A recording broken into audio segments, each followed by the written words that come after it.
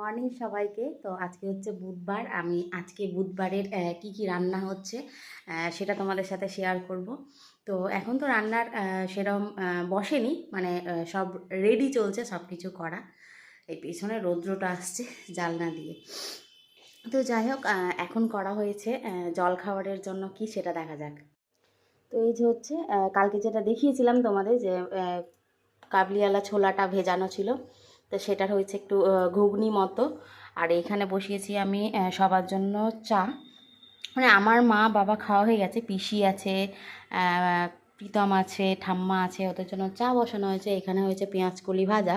আর দেখো পেঁয়াজের কলিগুলো এখানে অনেক বড় হয়ে গেছিলো বাড়ির, তো সেটাও আমরা কেটে দিয়েছি। এখানে হচ্ছে পেঁয়াজ কলি ভাজা, আর এইখানে হচ্ছে শিম ভাজা, আর এই আলুটা পেঁয়াজ কলিতে দেওয়া হবে। তার আর আর কি কি রান্না করা হয় চলো তোমাদের সাথে, তো সাথে থাকো আর দেখতে থাকো।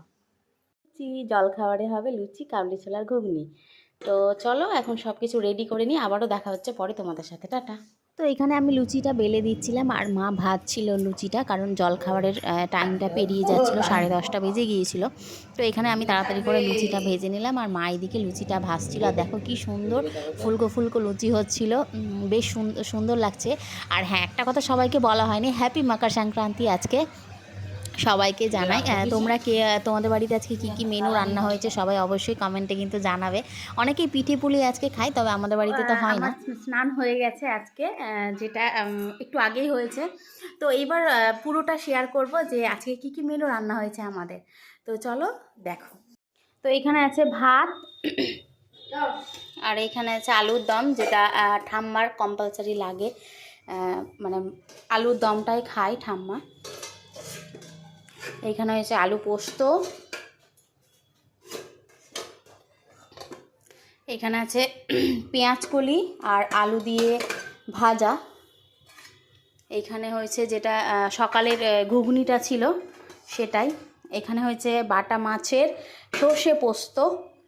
এখানে হয়েছে শিম চচ্চড়ি বলে নাকি জানি না, যাই হোক মশলা দিয়ে। আর যারা বাটা মাছ খাবে না তাদের জন্য হয়েছে এখানে কাটা মাছ। এখানে আছে ডাল, আর এইটা ফুলকপিটা সেদ্ধ করে রাখা হয়েছে, এইটা হবে পাকোড়া। পাকোড়ার জন্য মেবি এইখানে বেসন গোলা আছে। আর এইখানে আছে কালকের একটু মুড়িঘণ্ট হয়েছিল সেইটাই। আর এর নিচে আছে আলুর দম কালকের একটু। তো এই কটা জিনিস রান্না হয়েছে। তোমাদের বাড়িতে কার কি মেনু রান্না হয়েছে অবশ্যই কমেন্টে জানাবে। আমাদের বাড়িতে তো আজকে এটাই রান্না হয়েছে।